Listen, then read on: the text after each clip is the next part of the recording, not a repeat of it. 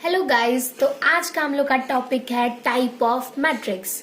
ठीक, मैट्रिक्स के 12 टाइप होते हैं। ठीक, तो हम लोग मैट्रिक्स के टाइप को देखते हुए स्टार्ट करते हैं वीडियो को। ठीक है, तो सबसे पहला टाइप होता है रो मैट्रिक्स। तो रो के बारे में जो हमने पिछले वीडियो में डिस्कस किया है, तो आप लोग रो और कॉलम के बारे में तो अच्छे से जानते होंगे। ठीक है, तो रो मैट्रिक्स जो होता है उसको हम लोग जो रो के फॉर्म में, जैसे 1 2 3 ये एक मैट्रिक्स ले लिए, ये सिर्फ रो में है तो इसको एक रो के पूरा रो है इसलिए इसको रो मैट्रिक्स कहेंगे। और रो मैट्रिक्स का एग्जांपल हम लोग इसको भी ले सकते हैं कि एक सिंगल मैट्रिक्स जिसमें जैसे 1 दिया रहेगा, इसको भी हम लोग रो मैट्रिक्स कह सकते हैं। ठीक है, तो रो मैट्रिक्स को आप लोग अच्छे से जान गए होंगे। ठीक है, तो अब हम लोग दूसरा लेते हैं कॉलम मैट्रिक्स। ठीक है, कॉलम मैट्रिक्स भी आप लोग जानते ही होंगे क्योंकि पिछले वीडियो में हम लोग कॉलम और रो के बारे में बात किए थे। ठीक है, कॉलम मैट्रिक्स जो होता है इसको हम लोग कह सकते हैं जैसे 1 2 3 ये एक मैट्रिक्स ले लिए, ये कॉलम के फॉर्म में इसलिए इसको कॉलम मैट्रिक्स कहते हैं। जिस तरह रो मैट्रिक्स में एक सिंगल मैट्रिक्स लिए वो रो मैट्रिक्स हो सकता है, उसी तरह एक सिंगल मैट्रिक्स कॉलम हो सकता है। ठीक है, तो थर्ड आता है स्क्वायर मैट्रिक्स। ठीक है, स्क्वायर मैट्रिक्स में होता है जितना रो होता है उतना ही इक्वल टू कॉलम भी होता है। ठीक है, तो सबसे पहला हम लोग स्क्वायर मैट्रिक्स में ले सकते हैं ऐसा कि 1 2 3 4 5 6 7 8 9 ये एक मैट्रिक्स ले लिए। इसका जितना रो है 1 2 3 रो है, उसी तरह 1 2 3 कॉलम भी है, तो इसलिए ये एक स्क्वायर मैट्रिक्स हुआ। ठीक है, अब उसी तरह 2 रो और 2 कॉलम वाला मैट्रिक्स भी स्क्वायर मैट्रिक्स होगा। जैसे मैं ले लिए 1 2 3 4, इसमें देखिए 2 रो है। ठीक है, और 2 ये देखिए 2 कॉलम है। ठीक है, तो ये भी हम लोग का स्क्वायर मैट्रिक्स हो गया। और इसमें भी अगर हम लोग सिंगल मैट्रिक्स एक ले लिए तो इसमें जैसे में एक रो है उसी तरह एक कॉलम भी है, तो इसीलिए ये भी स्क्वायर मैट्रिक्स हो गया। ठीक है, तो अब हम लोग का थर्ड आता है डायगोनल मैट्रिक्स। ठीक है, तो डायगोनल मैट्रिक्स में होता है क्या कि डायगोनल मैट्रिक्स जैसे कि हम लोग देखेंगे, तो डायगोनल मैट्रिक्स में जैसे हम लोग एक मैट्रिक्स ले लिए। ठीक, डायगोनल मैट्रिक्स ऐसा होता है कि उसमें डायगोनल के जो डायगोनल होता है उसमें ही कोई रहता है 1 2 3 4 कोई भी नेचुरल नंबर रह सकता है, और जो एक्स्ट्रा सारा रहता है वो सारा 0 होता है। ठीक है, तो जैसे 1 0 0 0 2 0 0 0 3, तो ये देखिए एक डायगोनल है और इसमें जो है सिर्फ नेचुरल नंबर है और इसके अलावा जो होगा ये सारा 0 होगा, तो ये डायगोनल मैट्रिक्स होगा। ठीक है, और उसके बाद डायगोनल मैट्रिक्स जरूरी नहीं है कि सिर्फ यहाँ नेचुरल नंबर हो, या होल नंबर भी हो सकता है। अगर पूरा ही मैट्रिक्स का पार्ट 0 में कन्वर्ट किया गया है, पूरा ही 0 है, तो इसमें डायगोनल तो है ही, हम लोग को डायगोनल दिख रहा है और ये देखना है कि डायगोनल के अलावा सब 0 है कि नहीं, सब 0 है, तो इसलिए ये भी डायगोनल मैट्रिक्स होगा। ठीक है, उसी तरह एक सिर्फ 0 एक रो और एक कॉलम वाला मैट्रिक्स भी डायगोनल मैट्रिक्स होगा। ठीक है, तो पांचवा हम लोग देखते हैं मैट्रिक्स में स्केलर मैट्रिक्स। ठीक है, तो स्केलर मैट्रिक्स में हम लोग देखेंगे, तो स्केलर मैट्रिक्स में हम लोग देखते हैं कि जैसे ले लिए, स्केलर मैट्रिक्स में होता क्या है कि जो डायगोनल रहता है उसके अलावा तो सारा 0 रहेगा ही, लेकिन जो डायगोनल में जो आएगा एलिमेंट वो सारा सेम होना चाहिए। ठीक है, जैसे हम लोग ले लेते हैं 4 0 0 0 4 0 0 0 4, ये स्केलर मैट्रिक्स होगा। लेकिन ये वाला जो हम लोग लिए थे इसमें सारा एलिमेंट डायगोनल का सेम नहीं है, इसलिए ये स्केलर मैट्रिक्स नहीं होगा। ठीक है, और उसी तरह 2x2 के मैट्रिक्स में भी अगर हम लोग यहाँ 4 0 0 4 ही ले लिए, ये भी हम लोग का स्केलर मैट्रिक्स होगा क्योंकि इसमें डायगोनल है और जो एक्स्ट्रा है वो सारा 0 है। ठीक है, तो इसके बाद हम लोग देखते हैं आइडेंटिटी मैट्रिक्स को। ठीक है, तो आइडेंटिटी मैट्रिक्स को हम लोग दूसरा नाम यूनिट मैट्रिक्स भी बोलते हैं। ठीक है, तो यूनिट मैट्रिक्स को आई से डिनोट किया जाता है। ठीक है, तो इसका डिनोट जो किया जाता है वो आई से किया जाता है। तो जैसे हम लोग, तो ये हमेशा जो होता है 1 0 0 1 के फॉर्म में होता है, ठीक है। इसको हम लोग स्केलर मैट्रिक्स भी बोल सकते हैं क्योंकि इसका डायगोनल का एलिमेंट सेम है, ठीक है।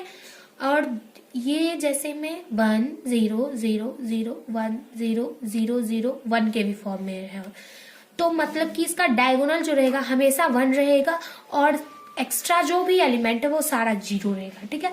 और इसमें एक चीज होता है कि i को मतलब कि i इक्वल्स टू i2 ही होगा, ठीक है।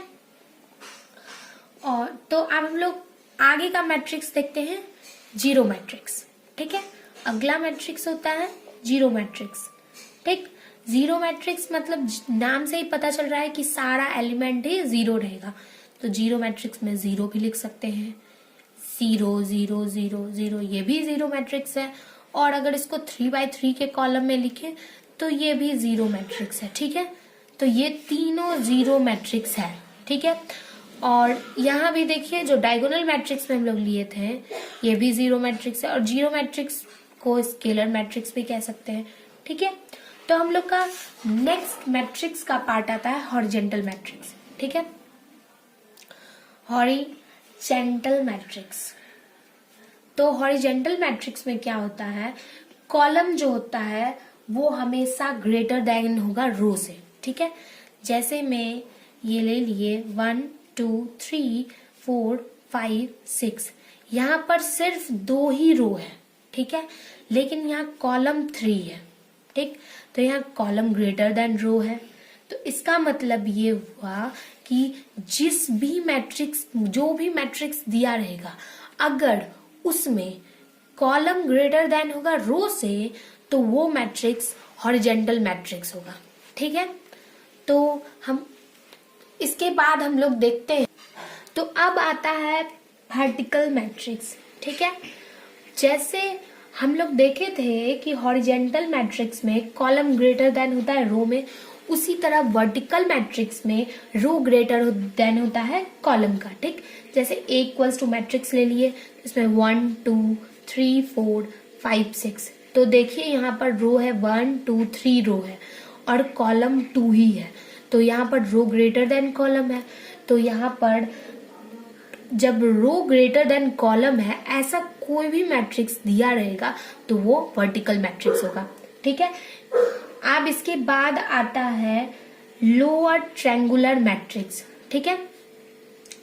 लोअर ट्रायंगुलर मैट्रिक्स को देखेंगे तो लोअर ट्रायंगुलर मैट्रिक्स में होता है क्या कि अगर कोई भी मैट्रिक्स गिवन है, ठीक है, तो उस मैट्रिक्स में अपर में एक ट्रायंगल बनता है जो 0 होता है, अप में, लोअर नाम है लेकिन इसमें अप में ट्रायंगल बनता है। देखिए यहाँ एक ट्रायंगल बन रहा है, अप में ट्रायंगल बन रहा है, तो ये हो जाएगा, इसको कहेंगे लोअर ट्रायंगुलर मैट्रिक्स, ठीक है। इसके बाद आता है upper triangular matrix. Upper triangular matrix का जहां बात करेंगे वहां पर नीचे वाला जो पार्ट होगा, ठीक, नीचे में डाउन में 0 0 से एक ट्रायंगल बनेगा और कोई एलिमेंट से ट्रायंगल नहीं बनना चाहिए, सिर्फ 0 0 से ट्रायंगल बनना चाहिए, ठीक है।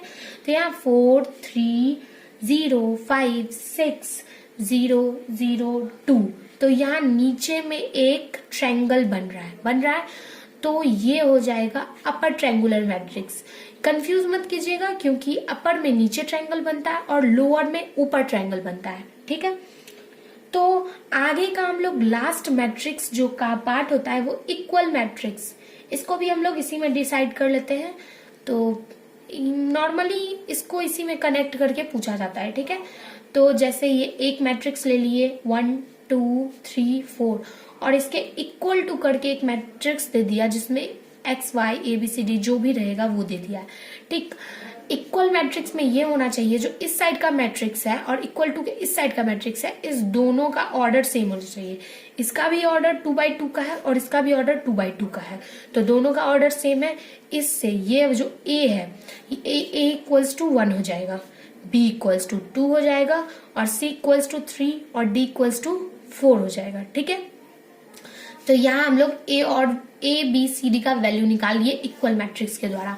और अगर यहाँ पर कुछ और रहेगा 1 2 3 4 5 6 इक्वल्स टू में ए बी सी डी सिर्फ दे दिया जाएगा, तो यहाँ इसका तो ऑर्डर हो गया हम लोग का 3/2 का, क्योंकि यहाँ 3 रो है और 2 कॉलम है तो 3/2 का हो गया।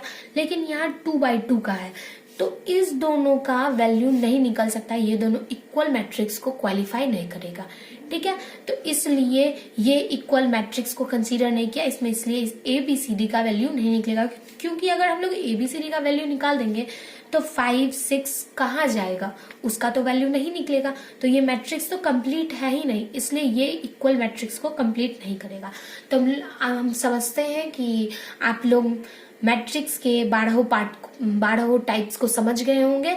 तो इसी के साथ अब हम लोग अगले वीडियो में मैट्रिक्स के और भी पार्ट को देखेंगे। तो अगर आप लोग को मेरा वीडियो अच्छा लगता है तो प्लीज इसको सब्सक्राइब कीजिए, लाइक कीजिए और कमेंट जरूर कीजिए कि आप लोग को कौन से क्वेश्चन में प्रॉब्लम है, हम जरूर उसको सॉल्व करने का कोशिश करेंगे। Thank you.